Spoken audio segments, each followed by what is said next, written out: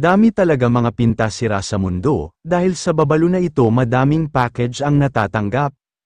Inggit na lang kayo, magandang araw po sa inyong lahat mga ka-viewers.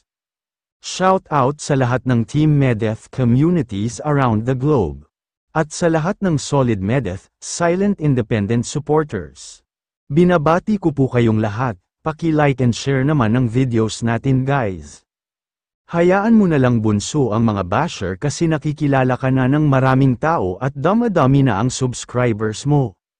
May kamukha daw si bunso na artista, si Julian San Jose at Danica Soto daw po. At kahit ano pa ang sabihin nila ang importante, minahal daw ni Brown Eyes. May nagsabi nga bunso hindi naman mahaba ang baba mo tama lang naman. Kung hindi ka daw maganda sa paningin nila, huwag sila manood. Ganun lang kasimple, lakas nga daw ng sex appeal ni bunso at charm. Iyon ang hindi nila napansin, dahil napuno na ng galit ang puso nila.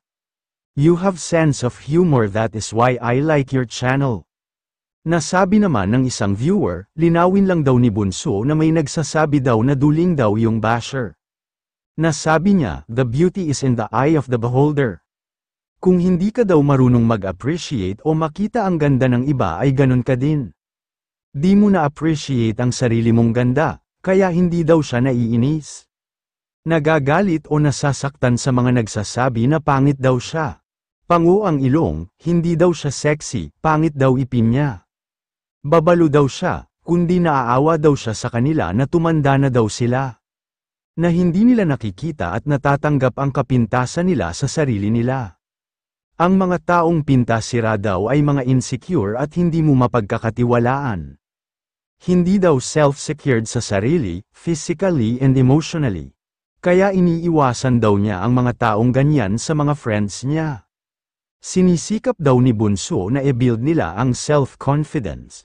Kapag wala ka niyan ka masaya, at hindi ka magiging masaya sa mga taong nakapalibot sa'yo.